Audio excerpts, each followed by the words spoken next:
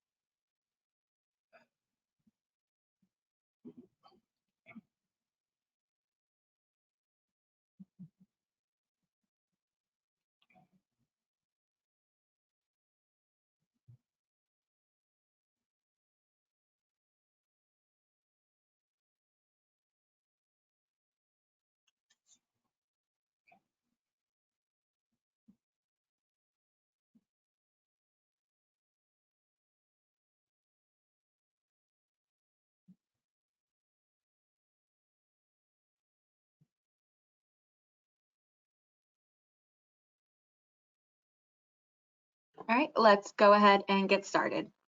Hi, everyone. Thank you for joining today's webinar. This will provide an update on internal audit's evolving role in fraud and abuse, and also COVID-19 risks and best practices. Today's program will be presented by Michael Serluco, partner, and Marc Stein, principal of Withum's Healthcare Services Group. Before we begin, I have a few notes. Today's materials can be found in the toolbar on the right of your screen. Also, at the bottom of the toolbar, you will see a chat box. Feel free to send us your questions during the presentation. We will do our best to address them at the end. There will be 4 polling questions throughout the program. To qualify for CPE credit, you must participate in each poll. CPE certificates will be emailed to you within a few weeks. And finally, once the webinar is over, there will be a pop-up asking you to complete a survey of today's webinar. Please take a moment to complete it. It is our way of being able to provide you with the best and most relevant programs possible. With that, I'm going to turn it over to Michael. Thank you, Rachel.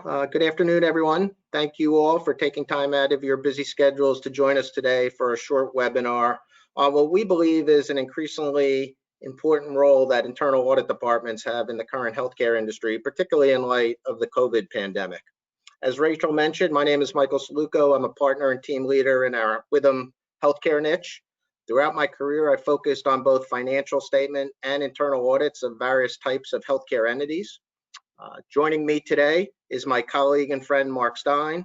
Marc is a leader in our firm's healthcare advisory department, having focused his career on internal audit and compliance matters with healthcare organizations. We've set forth on the next slide an agenda of topics that we'd like to cover today. Unfortunately, we only have an hour of your time, so we intend to cover these topics at a rather high level. But at the end, we provided our contact information, so please feel free to reach out to us with any questions, follow-up questions that you maybe have, or if you believe that Withum could be of assistance at your facilities. I will kick off the webinar by providing an update of some recent Department of Justice developments and an overview of some guidance the Department of Justice has provided relative to compliance programs. I'll then turn it over to Marc, and he'll provide an overview of the fraud and abuse regulations in the healthcare industry and how changes in the industry are forcing organizations to evaluate or reevaluate their internal compliance policies to protect themselves from regulatory violations. As part of that overview, Marc will share some best practices that we're seeing some of our clients adopt.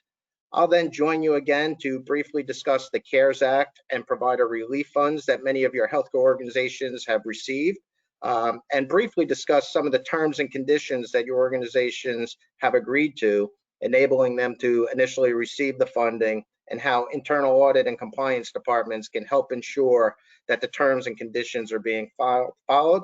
And then finally, Marc will conclude with some observations regarding internal audit's evolving role in the current COVID environment. So let's get started. On slide 3, we've summarized a few stats regarding healthcare enforcement recovery efforts. As you can see, it's a busy slide, but the federal government has been rather successful in this area. During the period 2017 through 2019, the Office of Inspector General has indicated that it collected $4.20 for every dollar spent on enforcement efforts. More specifically, relative to healthcare fraud and abuse, many of you may be aware that almost 25 years ago, a healthcare fraud and abuse control program was established under HIPAA. That program has certainly continued to grow, and in 2019 resulted in over $2.6 billion of healthcare fraud judgments and settlements. There was an additional $3.6 billion in 2019 that was returned to the federal government from healthcare providers. Of that amount, almost 70%, $2.5 billion, was transferred into the Medicare Trust Fund. So this is a mechanism for the federal government to continue to fund the trust funds. With that in mind, we thought it would be appropriate on the next slide to set the stage today by briefly discussing some of the key attributes of an effective compliance program. As you'll see a couple of slides from now, virtually all healthcare organizations these days appear to have developed a compliance program. Those programs continue to evolve as the Department of Justice has ramped up its investigation and prosecution efforts over the last decade. Towards that end, a few years back, the Department of Justice provided guidance on the evaluation of corporate compliance programs. In that guidance, the DOJ indicated that an effective corporate compliance program should have 11 key elements, and those elements should be categorized under 3 overarching questions that prosecutors should use as a roadmap or guide in their review and assessment of a company's compliance program. The first question deals with how compliance program is designed. There are 6 evaluation topics that they're looking for in this regard. The first, risk assessment. Has the organization performed and documented its risk assessment and identified and defined its risk profile and the degree to which the program devotes appropriate resources to the risks? Policies and procedures. Do you have formal written policies and procedures and a code of conduct? And do such policies reduce identified risk to an acceptable level? Are they geared to help ensure that the facility complies with laws and regulations? Training and communication. What type of training programs have been established? How are your compliance communications structured? And how often does such communication occur? With respect to confidential reporting and investigation of misconduct, your program should, if it doesn't already, have an efficient and trusted mechanism in place to report misconduct. Do you have a written whistleblower policy? Who are the folks reporting misconduct to? Is it an internal corporate compliance officer, or are such reports being sent to an independent third party like an external counsel, a firm? Third-party management. What type of due diligence procedures do you have in place to evaluate relationships with third parties and vendors? Do you require that those vendors sign business associates agreements?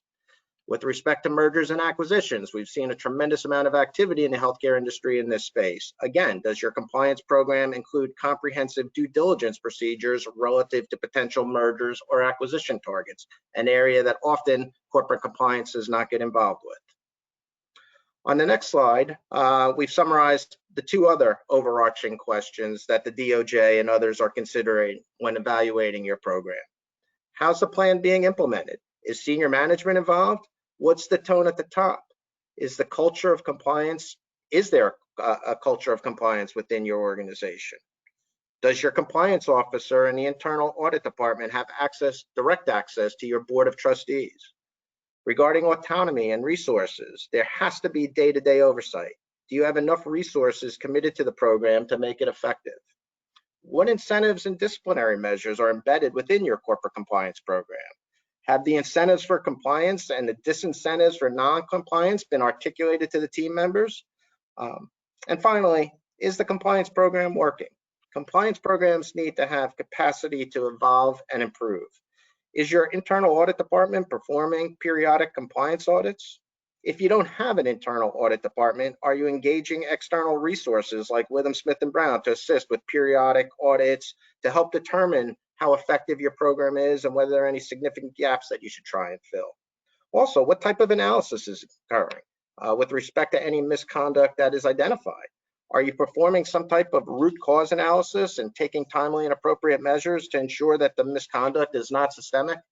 These are just some of the many things that the DOJ is looking at when they're evaluating your corporate compliance programs. On the next slide, slide 6, I indicated a little bit earlier that compliance programs need to evolve. The DOJ certainly recognizes this, and they too continue to make changes. For example, as recent as this summer, the second question on the prior page has been modified from, is the compliance program being implemented effectively, to asking instead whether the compliance program is adequately resourced and empowered to function effectively. This includes your facility's commitment and implementation of a culture of compliance at all levels. Again, what's the tone at the top? Ensuring that there's day-to-day operational responsibility and that those responsible have adequate resources and the appropriate authority to direct access to the governing authority, or with direct access, I should say, to the governing authority. You also need to enable effectiveness of your program through investment in training and development. We have a slide in a little bit that talks about training and development, but this is an important feature and something that's catching a little bit more scrutiny as compliance programs continue to be evolved. Again, my suspicion is that many of your programs already have each of these elements, but if not, the Department of Justice thought it was important enough that they emphasized it as recently as this summer. On slide 7, we just presented here a pie chart of compliance risks based on responses from over 800 auditors, coders, and compliance experts within the healthcare industry. Nothing surprisingly here. You'll see on the bottom right-hand side, coding and billing is generally perceived to be the greatest risk to a healthcare organization. A little bit on the bottom left, you'll notice that on a combined basis, HIPAA privacy and security risks are equally significant. And that's followed by documentation, medical necessity, government enforcement, and other errors. I suspect if you were to go back and look at a summary of compliance risks back in 2015 and 2010 and 2000 for that matter, many of the same items will have appeared on this pie chart, with the maybe the HIPAA security and privacy becoming a little bit more prevalent in today's environment with all the cyber attacks that we are experiencing as an industry. Slide 9 just quickly summarizes some of the trends highlighted by those same 800 respondents. Again, you'll notice with respect to the bullet points, 96% of those respondents have indicated that they have a formal compliance program. I suspect some are a little bit more robust than others, but again, in today's healthcare environment, how can you not have a formal compliance program? In fact, you're not eligible for Medicare participation in many cases without it.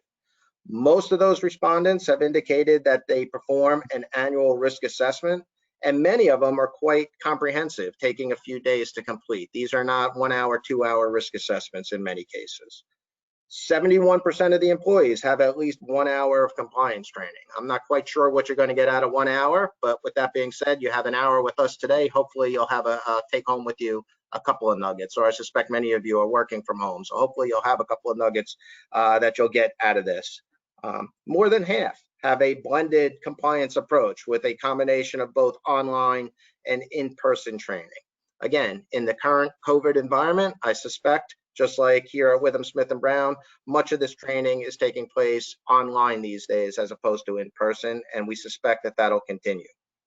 More than half of the respondents have a chief compliance officer at their facility who meets quarterly with the compliance committee.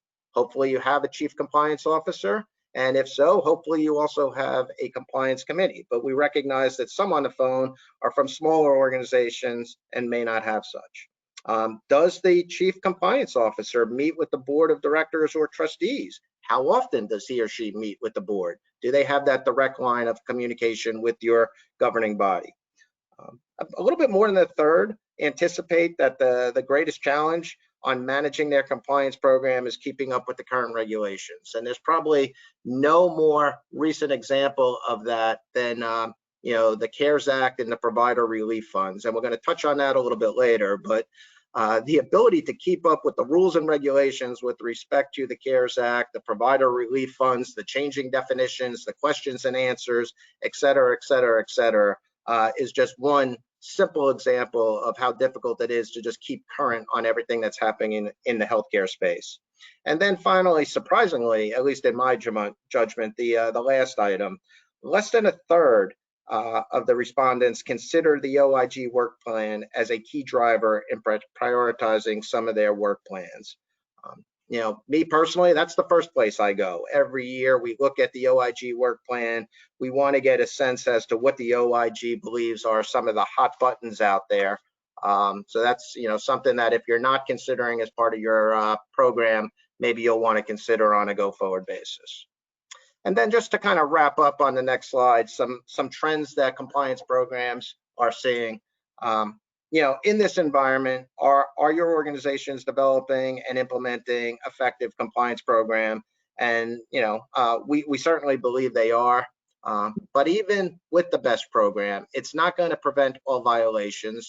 That's certainly nothing new to you. You need to have a tailored, proactive compliance program. And if it is, it's more likely to identify the issues early on. In addition, the existence of such a program is certainly a positive factor when negotiating with the government, should that become necessary. And finally, if there's any significant compliance issues that are detected through your own compliance programs, self-reporting is usually a much preferred position as opposed to being a target in another one of these government enforcement actions. So again, we thought it was appropriate to just kind of set the stage a little bit this morning before we get into some of the nuts and bolts and do a deeper dive on compliance and internal audit in the current environment. And we hope that those first few slides did so. Next. Okay, we are on to our first polling question. Which of the following questions is not relevant for prosecutors in reviewing and assessing compliance plans?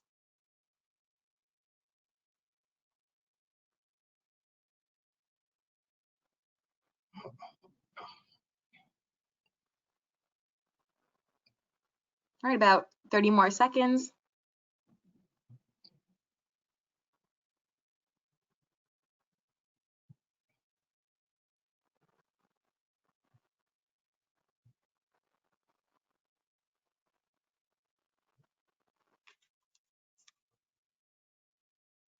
All right, I'm going to close it out, and here are the results. All right, looks like 89% of you guys got it correct. Excellent. Before Mark picks up on fraud and abuse, we have received a couple of questions. First of all, I hope that everybody can now hear. There were some questions that came in before we went live, so please ping us if you cannot or if you don't have audio. And then one of our former colleagues asked us a question. Apparently, an insurer fired a whistleblower and wants to know our thoughts. I guess that's a little bit more of a legal question, but certainly there should not be retaliation in the event that there's a whistleblower that comes forward. So that individual that was fired, it would seem to me, without practicing law, that he or she would have a claim against the organization and may want to contact legal counsel. But again, continue to send in your questions, and to the extent that we could address them, we will. And with that, Mark, I'll turn it over to you. Thank you, Mike. As you can see, the compliance plans are very important in the DOJ's eyes, and something which all organizations need to continuously update and modify to meet current requirements. I'm now going to discuss fraud and abuse regulations, some of the high priority ones: the False Claims Act, the Physician Self-Referral, Anti-Kickback Statute, Exclusion, and civil monetary penalties. Also, basically the governmental agencies that are charged enforcing these laws are the DOJ, HHS, OIG, and Medicare, CMS. So we'll go through this, and you'll see what the risks are and best practices. I'm going to provide some examples of some settlements. So if we go to the next slide, please. False Claims Act. This is one that hits home, that a lot of focus has been on, and the FCA is imposes civil liability to any person who knowingly, keyword knowingly, presents or causes to be presented a false or fraudulent claim for payment by the government. Under the civil FCA, no specific intent to defraud is required. The civil FCA defines knowing to include actual knowledge, but also deliberate or reckless disregard for the truth or falsity of the information. One of the settlements in 2020 involved a Medicare Advantage plan who outsourced to a coding review company, which proposed unsupported diagnosis codes that were knowingly submitted to CMS for higher reimbursement. Keyword here is knowingly. So basically, there's issues for everybody out there who uses an outside billing company that you need to check checks and balances and what they're doing, because this whistleblower allegation was settled for about $6.4 million in 2020. So keyword here again is knowingly. Civil penalties may result to 3 times. You can see a minimum of approximately 12,000, maximum approximately 23,000. And after June 20th, there was an update which can be billed and counts as a claim, so fines can add up quickly. Next slide, please. So what do we do for your false claims? What can we do to prevent them? Well, some best practices include monitor coding patterns, review billing procedures and claim submission process, perform a documentation, coding, billing review looking for medical necessity, billing for services not provided, failure to use coding modifiers and coding. This gets back to the example I just talked to you about, that here's a company using an outside billing agency company to submit bills to Medicare and quote knowingly allow them to do that. So by doing these kind of monitoring and auditing these areas, you can prevent that. The primary reasons for conducting formal documentation coding audits include your internal compliance program requires it, ensures bills are accurate and avoid penalties. Small frequent audits reduce or increase accuracy of claim submissions. Key thing is communication results to the physician. You want to implement remediation efforts where applicable and implement appropriate applicable training programs. So you want to do all these things, and you want to find out what caused the problem and fix it and go forward with the new process. Next slide, please. I like to discuss some False Claims Act. Maybe go back to the previous slide. I'm sorry. Some settlements we had in 2020. Types of settlements: physical therapy. Physical therapist billed for PT services provided or supervised by someone other than the licensed physical therapist on the claim, and backdating services after treatment authorizations had expired. This whistleblower allegation was settled for $4 million. Another one involved the home health agency settlement for $10 million. They falsely billed home health services state Medicaid programs that lacked required care plan, certifying that services were medically necessary. Key area is medically necessary. A radiologist improperly billed Medicare and Medicaid for images that were interpreted outside the U.S., which were not eligible for reimbursement. That's another settlement alleged allegation that was settled for $1.4 million in 2020. A hospital system overcharged the state Medicaid program for outpatient prescription drug under the 340B drug pricing program. The medications were billed at usual and customary rates instead of the lower acquisition costs as required by the 340B program. This one settlement was for $31.5 million.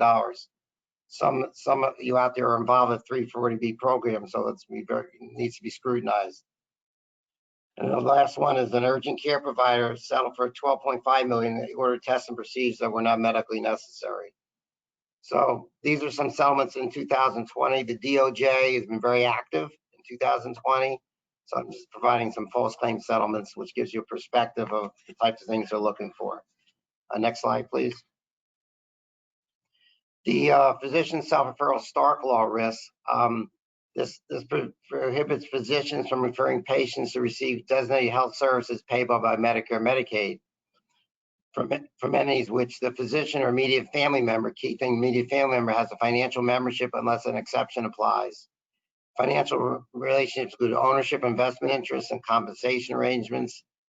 Designated health services include physical therapy, inpatient, outpatient hospital services, radiation therapy, and things of that nature. Next slide, please.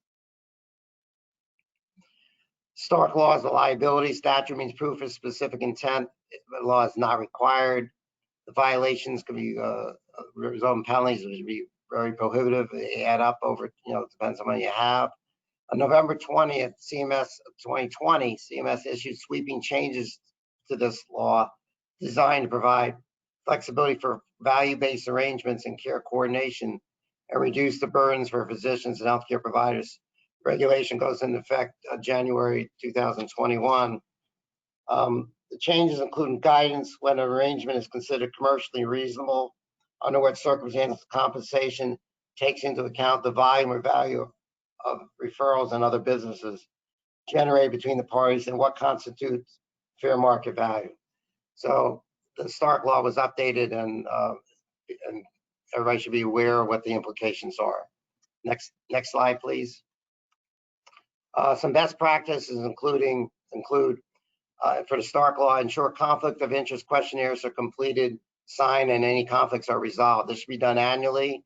And then anybody new that comes on and meets the criteria with like a board member or senior management and other kinds of categories, they should fill one out and not wait till as they are onboarded. Another best practice: annually review physician compensation to ensure fair market value benchmarks are still in line.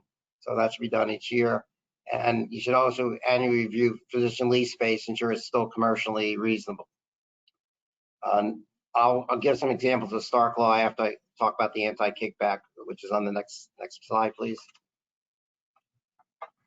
The anti-kickback statute involves remuneration or induce or reward patient referrals or generation of business involving any item or service payable by the federal health programs. It applies to all sources of referrals and patients. Violations or penalties are $25,000 fine, imprisonment, things of that nature. And also November 20th, 2020, they also issued a new changes to the anti-kickback statute, which would impact some providers. So next slide, please. Some best practices for the anti-kickback statute is physicians should register for the federal open payments program, which is mandated by the Affordable Care Act. This involves about gifts, speaking fees, and things of that nature to be disclosed by vendors. So basically, you want to check this database to see if the information is accurate, that it's been logged in for you if you've been involved in these kind of situations. Now I'd like to provide some Stark anti-kickback settlements. And again, the DOJ was busy in 2020. Examples of some alleged some allegations which were settled. The most more whistleblower allegations feeds into the question that was asked before that Mike spoke about. The laboratory settled for $11.5 million for paying unlawful remunerations to physicians based on volume, based on referrals. The payments, this is sort of unique. The payments took the form of payments for an interest of the cost of the electronic medical record software used by the physicians. So this was a way the lab was paying the physicians for the cost of the medical record systems. Another large lawsuit settlement was in 2020 was a hospital system for $50 million was referring physicians with compensation by fair market value based on by referrals, then submitted these claims to Medicare. So again, annual compensation with fair market value should be checked. Another settlement was for a physician, $2 million, pay kickbacks to fellow physicians for referrals. The kickbacks were disguised as rent for these referrals. Another situation was a home care settlement, set for sham medical director agreements with physicians to pay for referrals, linked to employee bonuses for the referrals made by the physician's spouses and provided medically unnecessary services. Then there were two medical device companies paid kickbacks to physicians to induce sales for their equipment. One example, the company sponsored multi-year events at a restaurant owned by the physician, which invited business partners and referral sources. And the other one offered millions of dollars of free advertising. So as you can see, there's various ways that physicians, healthcare providers are trying to circumvent the system, and the DOJ is being very attuned, making sure compliance is happening. Next slide, please. Another area concern is exclusion from the federal healthcare programs. Basically, you're not allowed to hire or contract with vendors or employees that are have these following criminal offenses: they have Medicare, Medicaid fraud, and felony convictions. If you do that, you could be subject to civil monetary penalty and obligation repay and be excluded from Medicare or Medicaid. Next slide, please. Example of best practices: you should on a monthly basis go to the OIG exclusion website and look for matches, and scrub if there's a preliminary match. You should go into more detail and determine that they are not that person on that list, or if they are, you need to cease doing business with them at that point. So this is something that is a best practice all providers should be doing: hospitals, physicians, things of that nature. Next slide, please. The Office of Civil Rights covers HIPAA. It's under this area, and HIPAA is a very important area of risk for all providers as far as security and privacy. And basically, cyber sort of comes in line, falls under this also, and it's something which is continuing to become more and more important out there. So, for best practice, next slide, please. Best practice basically is to evaluate your privacy and security for all these for medical information and access to the system and things of this nature, policies and procedures, and to do testing on it and things of that nature. And a lot of organizations are doing this, but you got to continually update this as there's new methods of hacking and things of that nature will continue to grow. And it's been happening during the COVID-19 timeframe.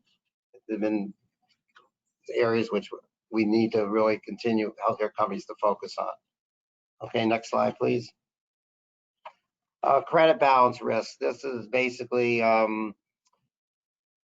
for Medicare, Medicaid, you have 60 days from identification to, if you have an overpayment, to return it. If you don't, you can be penalized. You can be paid twice for the same service. The examples are service non-covered services, overpayment because the deductible or the co-insurance were not calculated correctly. These are the risks you have. Next slide, please. Best practices: you need to have people focus on this area and validate the accuracy and aging report by payer, determine if there's what the root cause of why this happened, and make sure you refund the money or send notice within the 60 days of identification of the credit balance.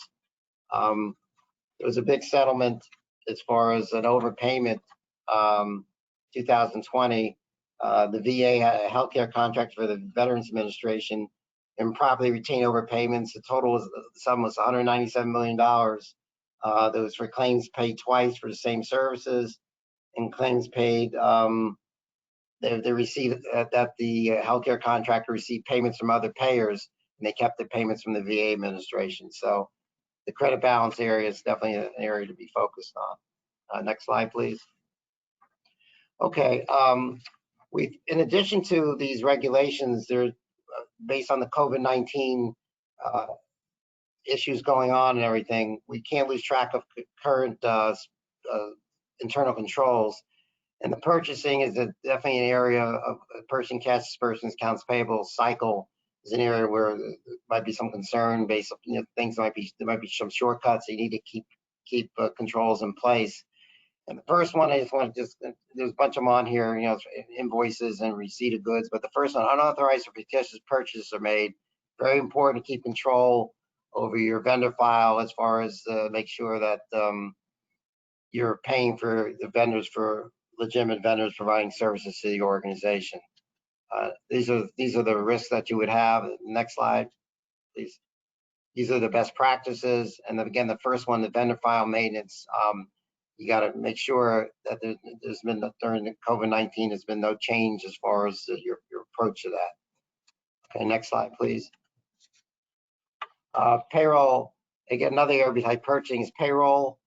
And we want to you can't lose sight of the, again, unauthorized or duplicate fictitious employees added to the master file. And then, you know, so even though you focus on these other regulatory risks, you still have to, as far as internal controls, these are some of the risks you would have. Next slide, please. Payroll best practices, make sure that your controls that you have, even though while COVID's going on, if certain things can't happen exactly, then you have alternate controls in place to mitigate any issues with that. And that brings us to the next slide. Okay, we are on to our second polling question. Annual conflict of interest questionnaires are effective for disclosing potential self-referral situations related to Stark Law. True or false?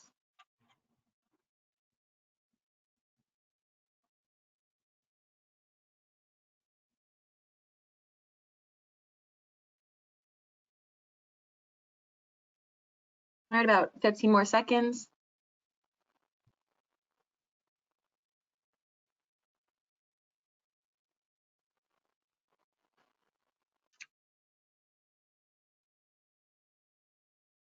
All right, I'm going to close it out, and here are the results. Oh, that's great to see everybody was listening. And well, 3%, what can I say? But the 97%, that's great. And yes, the annual conflict of interest questionnaires are effective.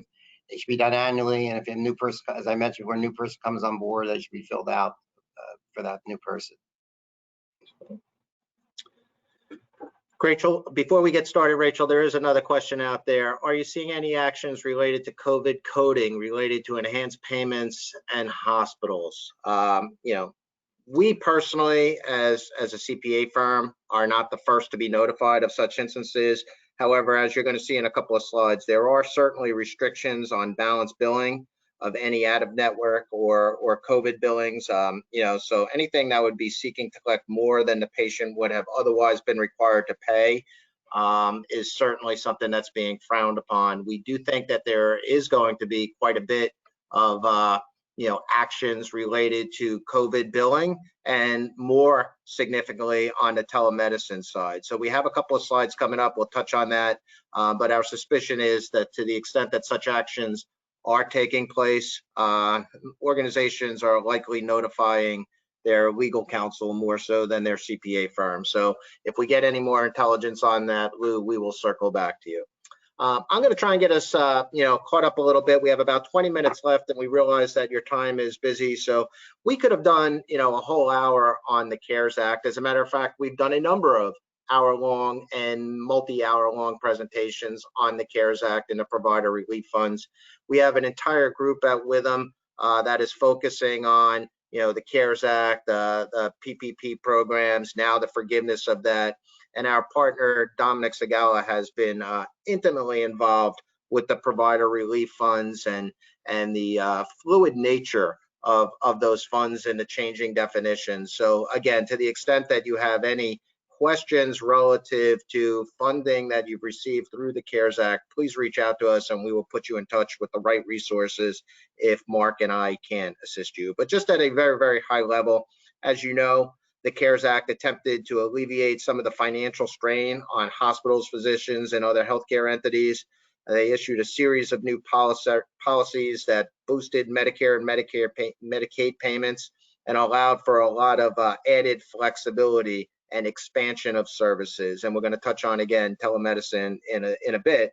The CARES Act also established a provider relief fund, which was to be used for economic support of healthcare entities in connection with healthcare related expenses or lost revenues. And you see the quotes there because the definition of lost revenues continues to change a little bit, attributable to COVID-19. So this is, again, for those of you that have been involved and are trying to follow some of the revisions and the frequently asked questions, there has been some change relative to what was originally defined as lost revenue and what's being perceived as lost revenues now, with the luxury of 2020 hindsight. And as you can imagine, there's a fair amount of pushback there. Really, what I'd like to just spend a minute or two on before I turn it back over to Mark is on the next slide, some of the terms and conditions associated with the provider relief funds. These terms and conditions stated that the relief fund payments would only be used to prevent, prepare for, or respond to coronavirus, and they shall reimburse the recipients only for healthcare expenses and lost revenue, as I indicated a little bit earlier. Many of you on the call today may not have actually seen the terms and conditions and may not have certified on behalf of your organizations, but I assure you that somebody within your organization did certify to these terms and conditions, and the focus from this point forward is going to be on compliance with such terms and conditions. But the recipient, among other things, certified that it provides or provided diagnosis, testing, or care for individuals with possible or actual cases of COVID-19. Further, the recipient certified that it will not use the payment to reimburse expenses or losses that have been reimbursed from other sources or other sources obligated to reimburse. And this is going to be essential, I think, as you move forward, because, well, we'll touch on it in a slide or two, but there's a number of different funding mechanisms out there, and making sure that you're not double dipping, if you will, and using multiple, the same expenses or lost revenues to generate forgiveness or granting of provider relief funds is going to be essential. On the next slide, just real quick, again, I'm not going to get into too much detail because this continues to change, but the reporting deadline for provider relief funds is February 15th, and the portal is supposed to be opened later this week. I was on a call just yesterday with my partner, Dominic Segala, and he indicated that there is a big push right now.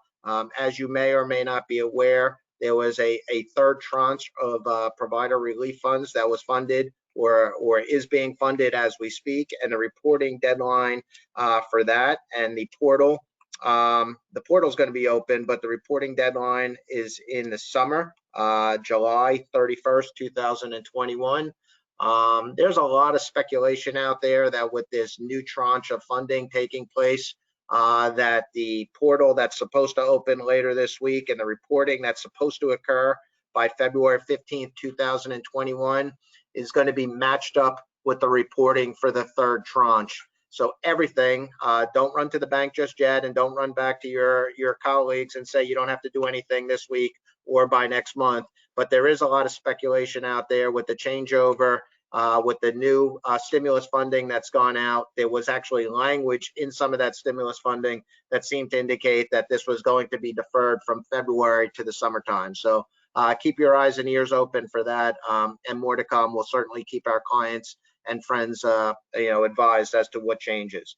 I'm not going to get into too much detail relative to the balance of this slide, other than it continues to evolve. On slide 33, again, just in the interest of time, we have a little bit more than 15 minutes. I really won't touch on the eligibility. If you weren't eligible, you didn't receive the funds. So I don't want to spend too much time at this point on eligibility. Similarly, with respect to the use of the funds, we touched on that a little bit. Obviously, it's for the prevention, prepare for, respond to COVID, and lost revenues associated with that. So we'll just jump ahead to slide 34. And this is really where I think some of the focus is for many of our clients as we sit here today. What type of supporting records do we have? Are we maintaining records and cost documentation to support the appropriate use of the funds? And do we have what we will need to provide to the Secretary of HHS if requested to provide anything down the road? how do we substantiate the use of funds for the increased healthcare related cost or lost revenue? What are those measurement periods that we're looking at? What are the attributes that we're taking a look at with respect to that? What kind of evidence do we have that those expenses or lost revenues were not reimbursed from other sources? Again, I think this is an area that's going to continue to receive increased focus as we move forward.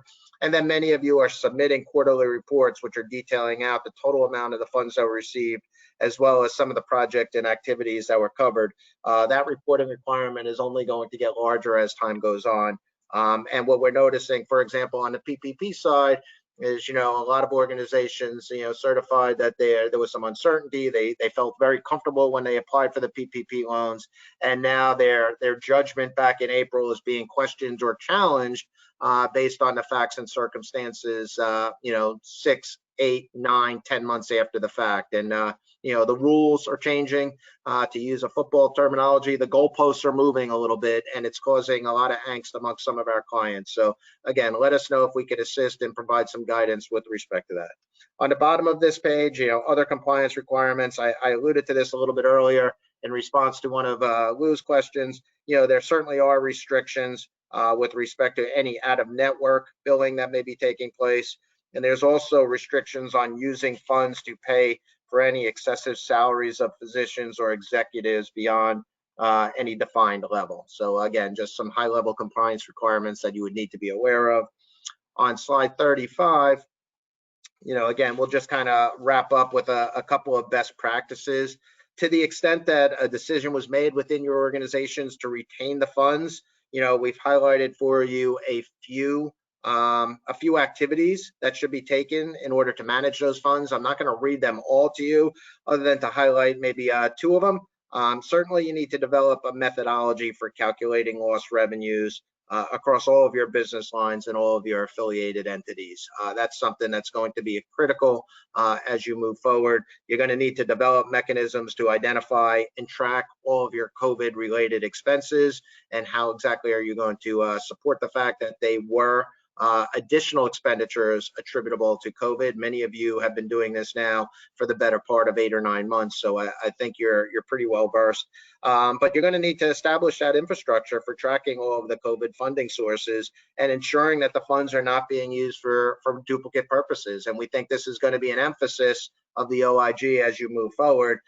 There's a number of you, just looking at the participants today, there's a number of you on the call today that have received funding, whether it be Paycheck Protection Program loans, whether it be provider relief funding, whether it be FEMA grants.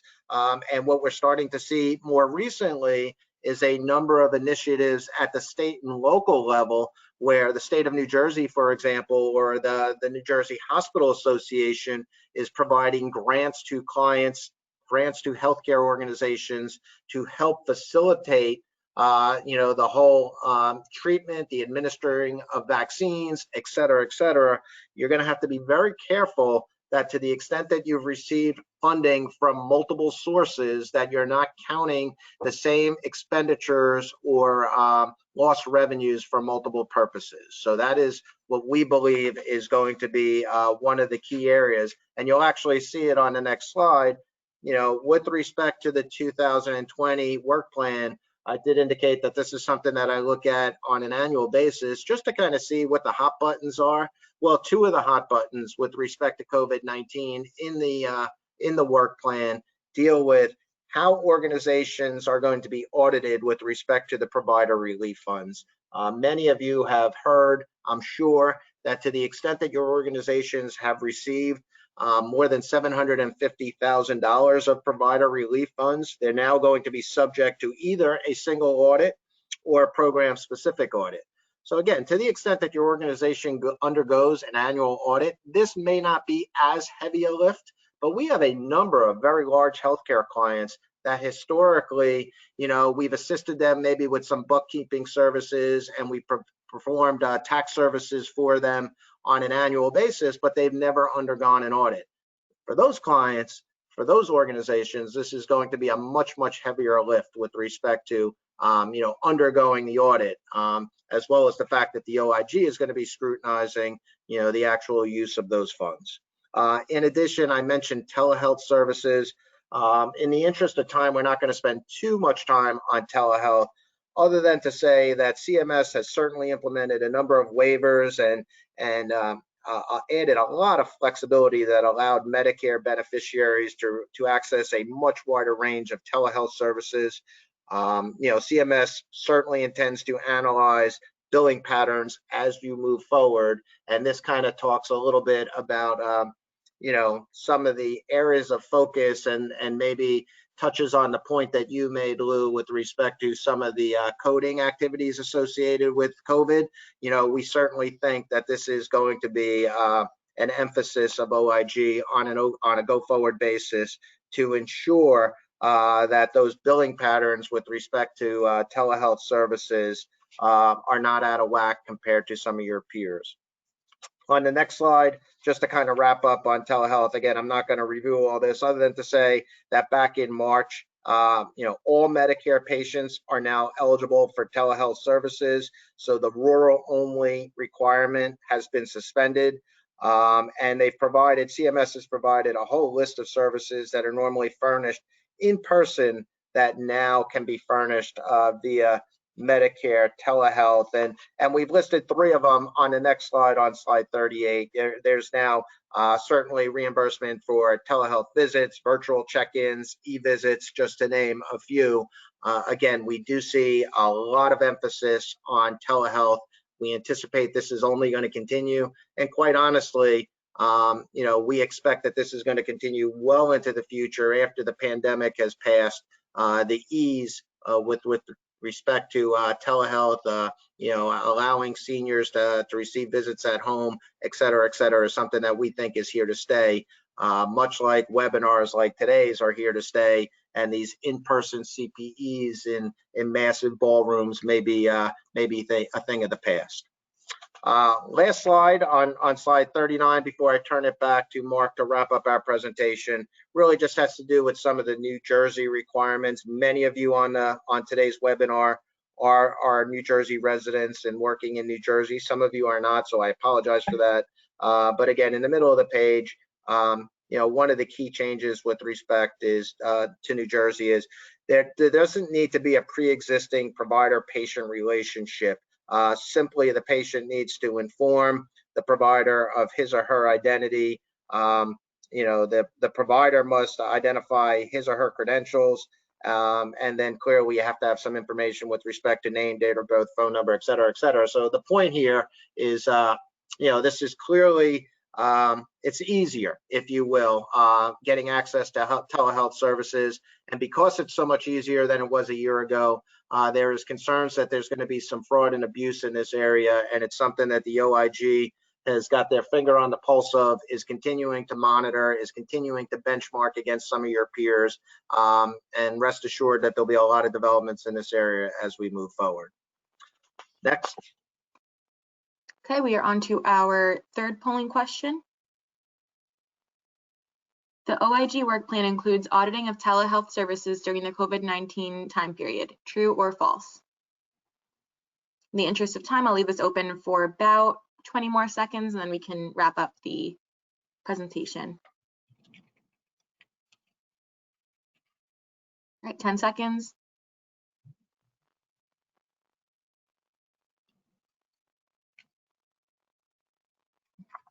Okay, I'm going to close it out, and here are the results. Okay. Excellent. And Mark will just take us home, and we won't keep you long. We have only a few more slides to wrap up and one more polling question. So please stay till the end so you get your full CPE credit. Okay, thank you, Mike. I'm going to talk about the role of internal audit during the COVID-19 period. Basically, I'll try to be brief, but it's important. The first slide talks about how relevant the current audit plan is and what part is required calibration. So basically, these are things which you should ask your internal audit department to assess. How does internal audit keep pace with speed of changes occurring in the business, including the control environment? How does the department pivot to help the organization address new business risks? And how does the internal audit team better use technology to gain insight? A key is a more data-driven approach that monitors, takes action quickly to help the organization navigate the risks created by COVID-19. This can be achieved through a simple and continuous risk assessment through use of technology to monitor risks. So basically, we're saying here that internal audit needs to really revise its approach to things and be more agile and change its evaluation of risks. Next slide, please. Internal audit needs to recalibrate its approach to the cyclical audit planning and coverage of risk. It has to be more agile management approach. In other words, you have to be more flexible and and help out in certain hot areas. Embrace short-term prioritization, regular review. Collaborate, key stakeholders understand the new and elevated risks, assess how best to support provision of insurance. So if something was being performed in a certain manner because of COVID, now it's not being done, we have to determine, make sure the controls are there and it's still in compliance. Continue to deliver assurance activities without disrupting critical operational activities. So the organization has to keep delivering the healthcare services. So you need to work more effectively and figure out a better approach to get to the bottom, the answer that you're looking for, and go forward. Work more closely with external providers to reduce disruptions. Provide objective voice to the organization teams and make decisions. So the internal audit needs to be a vocal point as a key value-added service to the organization. Next slide, please. You consider your risks, your threats and risks, your risk assessment. You might have to make temporary changes to service delivery models, and you have to make up because of shortage of employees. So yeah, maybe certain traditional controls. You need to implement new risk mitigation strategies. You need to recover, in some cases, survival planning is an example. Internal audit is leading their expertise. So internal audit is a valuable resource during this time period. Next slide, please. To the extent possible, you should use more enhanced monitoring capabilities by reviewing external assessment reports, the SOC reports, and performance reports and benchmark activity reports. This could be helpful to be more effective.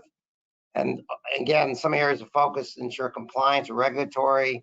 We talked about before, medical necessity, billing for services not provided, failure using coding modifiers and upcoding.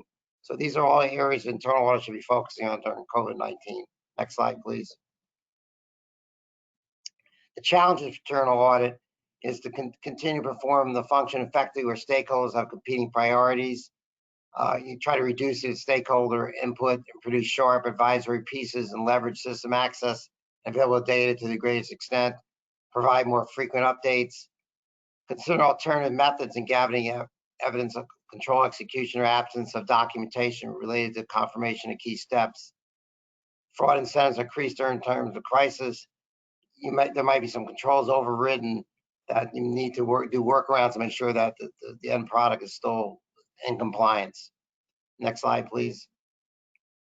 Okay, the internal audit department structure can be 3 different methodologies: insourced, which is in-house, staff performs that outsource, hire a third party, and co-source, use a blend of external and internal functions. Next slide, please. The advantages of insourced is basically you have institutional knowledge and you foster internal ownership. The disadvantage, the independence can be impaired over time, and potential limited depth of technical skills can reduce the effectiveness. Next slide. The outsource, the advantage is you get an independent and objective view of things, greater insights into alternative approaches and best practices. The disadvantage is the dependence on the strength of third-party relationship and capability and potential staff. However, you would do due diligence to make sure that the outsourced organization would have the expertise that you would need. Next slide, please. Co-source is a blend, as we mentioned before. The advantage, you contain appropriate specialized or technical skills for each audit area as needed basis. So that's important that you can help enhance what your objectives are and your solution to solve them, having the right resources. Next slide, please. Okay, we are on to our fourth and final polling question. Which of the following are advantages of a co-sourced or outsourced internal audit structure? Again, I'll leave this open for 20 more seconds, and then we can finish up with questions for the day.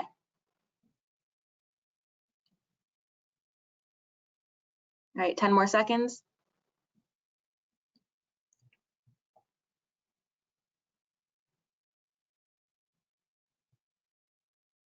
Okay, I'm going to close it out. And the correct answer is all of the above, which most of you got.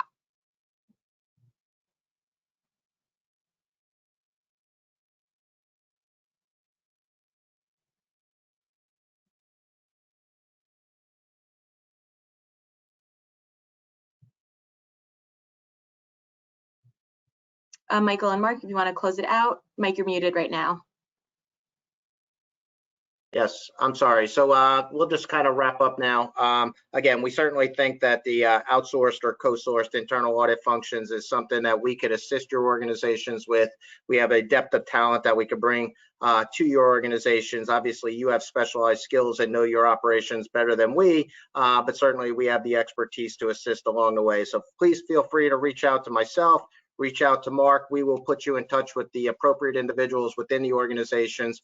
To the extent that you have any questions, and I know Barbara, you asked a question relative to, is there a good resource out there relative to some of the telemedicine waivers that are still in place, no longer in effect, et cetera, et cetera. So again, if you reach out to us, we will put you in touch with a resource that'll kind of meet your needs. But we want to thank you all again for taking time out of your busy schedule. We ran through the second half of the presentation fairly quickly, just to kind of keep it to 1 hour. But thanks again for joining us, and feel free to reach out to us at any point in time if you have any follow-up questions. Thank you very much.